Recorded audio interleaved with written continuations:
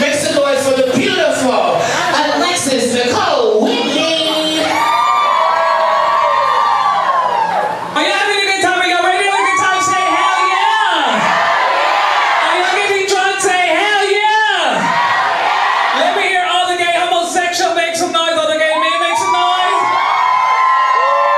Oh, we got a lot of cocksuckers. I love it. Do we have any straight men? Straight men make some noise. That's the Golden Corral.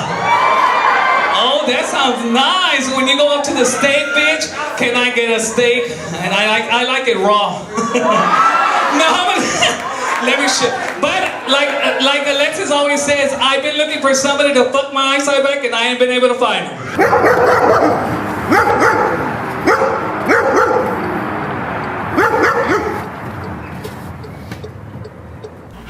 I started in '93 with my senior year in high school. I did it for Halloween.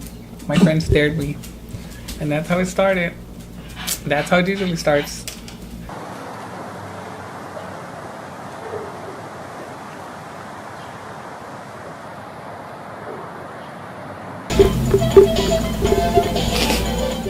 And I always wanted to be a girl, so I felt that I was, always a woman in the inside. So I literally, like, when I did it, I was like, oh, this is my comfort zone.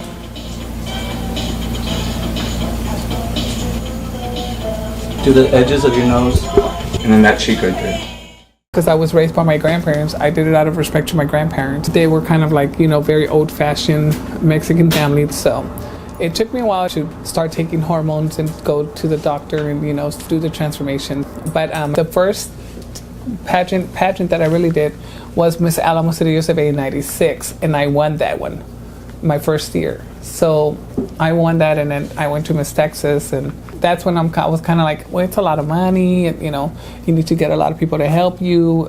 I was working to just put money back into drag, and I was like, no, this too much. It's too stressful. So then that's when I was like, okay, well, I just want to be a girl. I just want to be dressed up, go. I would never go to the bars without being in makeup. I always have to be in makeup, so.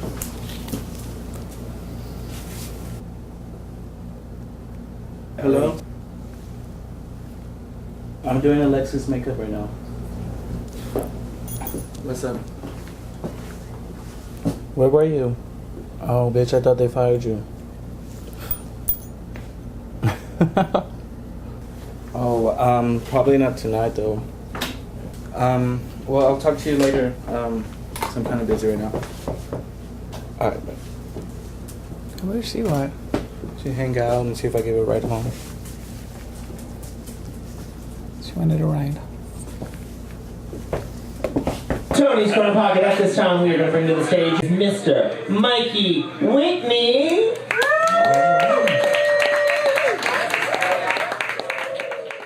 I met Alexis a couple years ago. I think it was like 2013. Before I came out to everybody, I was dating a guy named Jay that worked where she was working. I was still very young at the time, and they let me go in, and he introduced me to everybody, and one of the people he's like really excited to introduce me to was Alexis.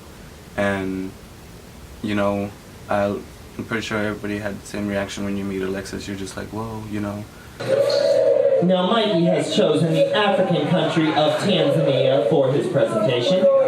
Tanzania has the largest lion population in all of Africa, and it is also where the tallest mountain in Africa is located, Mount Kilimanjaro. The open savanna and safari, the presence of various wildlife and vibrant culture are what drives Mikey to Tanzania, but particularly the lion population. The male lion is said to be the king of the jungle and is very territorial, as well as a natural leader. And we hit it off like that, just friends at first, and every time, catching up, having fun, laughing. And one day she said, you want to be Whitney? I want you to be my son. And I was kind of thrown off by that, because I was like, to me, I was just like, how does she know if I'm good enough? That was my idea, was like, am I good enough to be anybody? At the time I was going through a lot of confidence issues, and so it felt good to kind of be in a family. You know, somebody else had asked me to be in their family, and I chose to be a Whitney because I felt like I fit in somewhere.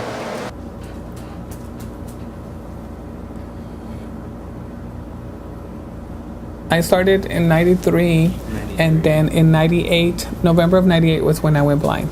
So I spent the holidays in the hospital that year. That was not my favorite year. Because I was in a coma for 2 weeks. My heart has stopped twice. They had signed a paper that if my heart were to stop a third time, they were just going to let me go. They weren't going to revive me. Because I had a brain meningitis and a spinal meningitis. They didn't think I was going to live. But I pulled through, and I was supposed to be paralyzed from the neck down.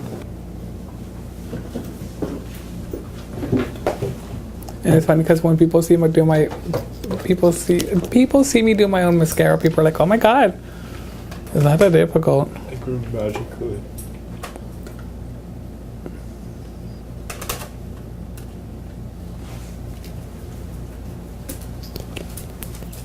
Mikey can tell with me, and I can tell with him. Like, he can tell when I have something on my mind, or when I'm in deep thought, or like when I'm depressed, or when I'm something bothering me. He knows, and I can pick that up on him too.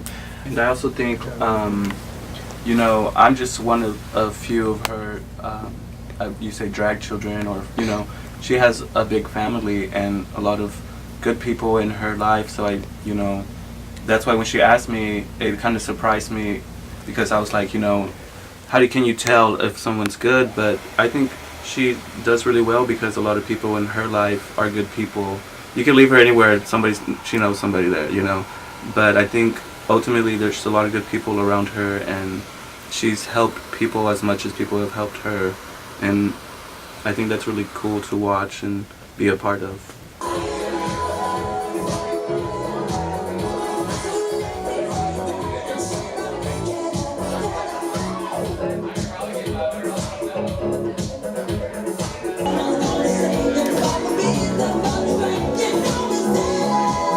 So when I got out of a coma, I was blind, and I was in a wheelchair bound. I had to go through physical therapy to try to get everything back. And so I was in the hospital for like 2 months. The end of December, there was a contest in San Antonio at the Bottom Exchange that was called Miss Bottom's New Face in the Place.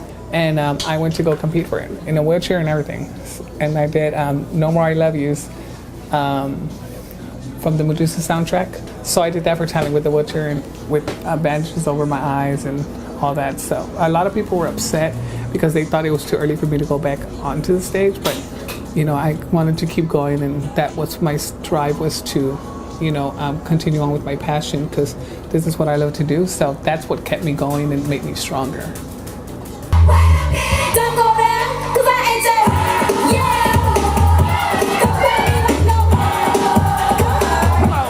Come on, get your little piece, bitch. Get your little piece.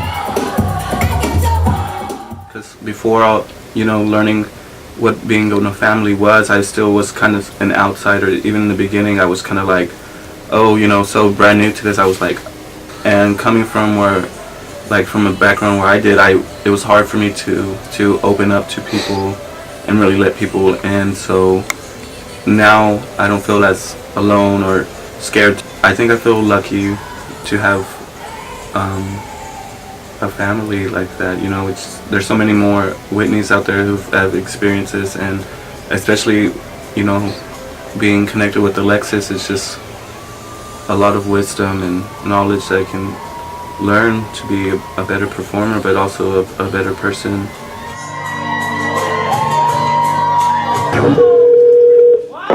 Emergency. I need somebody to help me. My pussy is burning. It's burning. My pussy is burning. I need some help. Can you help me? Hello? Can you help me? Hold on, ma'am. What? Can you say that again? I need to see somebody. My pussy is burning. You need to come in then. Huh? You need to come in. I can't.